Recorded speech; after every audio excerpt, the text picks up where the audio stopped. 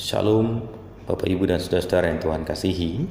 Senang sekali kesempatan hari ini saya dapat berjumpa dengan Bapak Ibu dan Saudara-saudara untuk menyampaikan kebenaran firman Tuhan. Sebelumnya Bapak Ibu dan Saudara-saudara, mari kita berdoa. Bapa di dalam surga, kembali kami merendahkan diri di hadapan-Mu. Kami akan kembali mendengar dan merenungkan firman-Mu. Tuntun kami ya Bapa, sebagai kaum perempuan dan kaum pria, agar kami dapat mengerti dan memahami kebenaran firman-Mu itu dengan sungguh-sungguh. Kami juga dapat melakukannya dalam hidup kami. Dalam nama Tuhan Yesus kami berdoa. Amin. Bapak-bapak dan ibu-ibu yang Tuhan kasihi, sore hari ini saya ingin menyampaikan kebenaran firman Tuhan didasarkan pada kesaksian Kolose pasal 3 ayat yang ke-17 yang berkata demikian. Dan segala sesuatu yang kamu lakukan dengan perkataan atau perbuatan, lakukanlah semuanya itu dalam nama Tuhan Yesus, sambil mengucap syukur oleh Dia kepada Allah Bapa kita. Demikianlah firman Tuhan yang menyapa kita saat ini. Hosiana. Bapak Ibu dan Saudara-saudara yang Tuhan kasihi, konon katanya ada sebuah cerita yang menggambarkan bahwa setiap pergantian waktu dalam hidup kita itu satu dengan yang lain saling mengagumi dan memuji. Kata pagi, embun dan kabut di pagi hari itu indah. Kata siang, cerahnya mentari yang bersinar itu adalah indah. Kata sore, lembayung senja berwarna jingga yang mulai turun di ufuk barat itu sangat indah. Kata malam, gulitannya malam ketika diterangi dengan bintang dan rembulan yang bersinar utuh adalah sangat indah. Saudara-saudara yang Tuhan kasihi, setiap waktu punya keindahannya tersendiri. Jika saya sebagai seorang laki-laki, sebagai seorang ayah, sebagai seorang suami, dapat melihat semua realitas dalam hidup ini dalam kacamata yang indah, bahagianya saya. Dan bahagianya Bapak Ibu Saudara-saudara sekalian. Kenapa? Karena seringkali Bapak Ibu dan Saudara-saudara, kita justru kehilangan momen untuk mengungkapkan keindahan itu sendiri di tengah-tengah kehidupan yang kita jalani.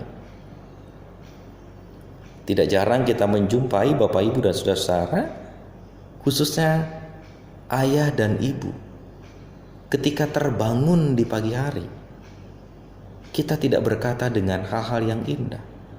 Kita tidak mampu mengungkapkan sebuah keindahan itu. Karena tidak jarang Bapak Ibu, kita berkata dengan kata-kata yang justru menggerutu. Melihat anak-anak kita yang susah dibangunkan, lalu kemudian membuat kita tergesa-gesa menyiapkan segala sesuatu sebelum kita berangkat bekerja dan melakukan aktivitas yang lain. Belum lagi ketika kita berjumpa dengan siang, pekerjaan yang menumpuk dan harus diselesaikan dengan segera telah membuat kita stres. Boro-boro untuk bilang siang itu indah, yang ada siang itu stres. Sore hari, tatkala kita akan kembali ke rumah seusai kita melakukan tugas pekerjaan kita, lalu kemudian jalanan macet, bising klakson di mana-mana, tak mampu kita berkata bahwa sore hari ini adalah sore yang indah. Tapi yang ada Bapak Ibu dan Saudara-saudara, sore hari ini adalah sore yang justru membuat kita pusing, sakit kepala, oleh karena bisingnya kendaraan di tengah kemacetan. Belum lagi begitu kita sampai di rumah, kita berjumpa dengan anak-anak yang meminta bantuan kita, yang meminta pertolongan kita untuk mengerjakan tugas-tugas mereka atau mendampingi mereka mengerjakan tugas-tugas mereka. Kita sudah terlanjur lelah. Yang ada, jangankan untuk mendampingi mereka, yang ada kita katakan, udah kerjakan sendiri. Bapak sudah terlalu lelah, ibu sudah terlalu lelah, ibu capek. tak ada sedikit pun keindahan kita jumpai, saudara-saudara. Padahal sesungguhnya ketika kita bisa menikmati semua hal yang terjadi dalam perjalanan hidup kita, kita pasti akan merasakan sesuatu yang berbeda. Karena itu menurut saya ada satu kata kunci yang mau dikatakan oleh Rasul Paulus melalui ayat ini. Saya ulang kembali Bapak Ibu, bagian awal dari ayat ini. Dan segala sesuatu yang kamu lakukan dengan perkataan atau perbuatan, lakukanlah semuanya itu dalam nama Tuhan Yesus. Pendek kata Bapak Ibu dan saudara-saudara, Rasul Paulus mengatakan kepada kita, cukup katakan satu hal. Dari setiap pekerjaan yang kita lakukan, dari setiap hal yang kita buat di tengah perjalanan hidup kita, yaitu nikmatilah. Ketika kita bisa menikmati Bapak Ibu dan saudara-saudara, maka tak ada satupun dalam perjalanan hidup kita yang justru akan membuat kita menggerutu. Ketika kita bisa menikmati dinamika pekerjaan yang menumpuk dan banyak serta harus diselesaikan segera, saat kita bisa menikmatinya dengan baik, tak ada kata stres buat kita. Yang ada, saya selesaikan. Yang ada, saya harus menikmatinya. Demikian pula ketika perjalanan pulang kantor, kita harus berjumpa dengan kemacetan, sampai di rumah berjumpa dengan anak-anak yang minta didampingi. Kalau kita katakan, saya harus nikmati ini sebagai bagian dari perjalanan hidup saya, pasti itu akan jauh lebih menyenangkan. Dan pasti itu akan jauh lebih memberikan keindahan pada kita. Oleh karena itu Bapak Ibu dan saudara-saudara yang Tuhan kasihi, jangan biarkan indahnya hidup ini tergerus oleh perasaan, oleh pikiran, oleh suasana yang justru membuat kita kehilangan kesempatan menikmati hidup ini.